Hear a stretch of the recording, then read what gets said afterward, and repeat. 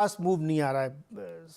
60-70 point या 80 point आप bank Nifty देख रहे हैं, 30 पॉइंट निफ्टी है, फ्लैट्स है मार्केट, शायद समझने की कोशिश कर रहा हूँ। संजय सिन्हा जी, बाजार तो यही चाहता था कि रेट बढ़ाना रोक दें, तो बाजार में तो एकदम रोबस्ट तेजी आनी चाहिए, खुश क्यों नहीं हो रहे? इसलिए कि उन्होंने निश्चित रूप से ये नहीं कहा कि उनकी रेट हाइक की जो साइकिल है हैं? वो समाप्त हो गई।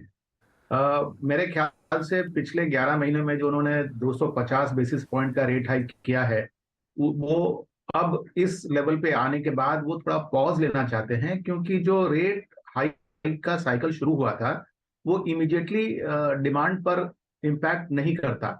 उसका इम्पैक्ट जो है वो 2-3 क्वार्टर के बाद ही आता है। आज अगर आप देखें तो जिस तरह से होम लोन के रेट्स ऊपर चले गए हैं, मेरे ख्याल से उसका कुछ असर तो जरूर डिमांड पर पड़ता होगा। तो रिजर्व बैंक ऑफ इंडिया की जो सोच विचार है उसमें एक कारण तो ये रहा होगा कि हमने जो पिछले 11 महीने में रेट हाइक किया, क्या उसका इम्पैक्ट बाजार पर या मार्केट पे हो रहा है, वो एक पॉज करके उसको देखना चाहते हैं। लेकिन अपनी ऑप्शंस उन्होंने खुली रखी है। दूसरी बात यह है कि अगर आप देखें तो पूरे वर्ल्ड में आज इंडिया की इकोनॉमी जो है उसकी ग्रोथ रेट जो है वो सबके लिए एक सोचिए कि एक लाइट हाउस की तरह है।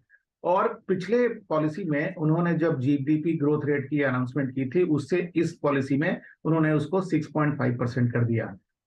ये जो पॉलिसी रेट्स अगर वो लगातार बढ़ाते रहें बिना रिव्यू किए, तो हो सकता है कि हमारी ग्रोथ की इंजन जो है वो ऐसा ना हो कि अभी जो थर्ड गियर में है वो बिल्कुल आके फर्स्ट गियर में लौट जाए। तो वो जो एक फाइन बैलेंस है ग्रोथ और इन्फ्लेशन को साथ में लेके चलने का, मेरे ख्याल से ये भी एक उनके पृष्ठभूमि में रहा होगा कि उन्होंने इस तरह का डिसीजन लिया है। और अगर उन्होंने एकदम बिल्कुल कह दिया होता कि नहीं अब हमारा रेट हाइक का साइकिल खत्म हो गया, तो शायद बाजार उत्साहित होता और हट जाता ऊपर। लेकिन चूंकि उन्होंने साथ ही साथ ये कहा कि वो जो अकोमोडेशन का स्टांस है वो नहीं बदल रहे हैं। और जैसा कि जोशी साहब ने भी कहा, अगर आप देखें तो शॉर्ट टर्म रेट्स पर हाँ इस लिक्विडिटी का बहुत बड़ा असर पड़ता है। जहां बाजार में लिक्विडिटी कम होती है, शॉर्ट टर्म के रेट्स ऊपर भाग जाते हैं। तो रिजर्व बैंक ऑफ इंडिया भले पॉलिसी रेट ना चेंज करे, लेकिन लिक्विडिटी के द्वारा वो शॉर्ट टर्म में रेट्स को इन्फ्लुएंस कर सकता है। और जब चूंकि कंपनी इंडस्ट्री को वर्किंग कैपिटल के लिए एक बहुत बड़े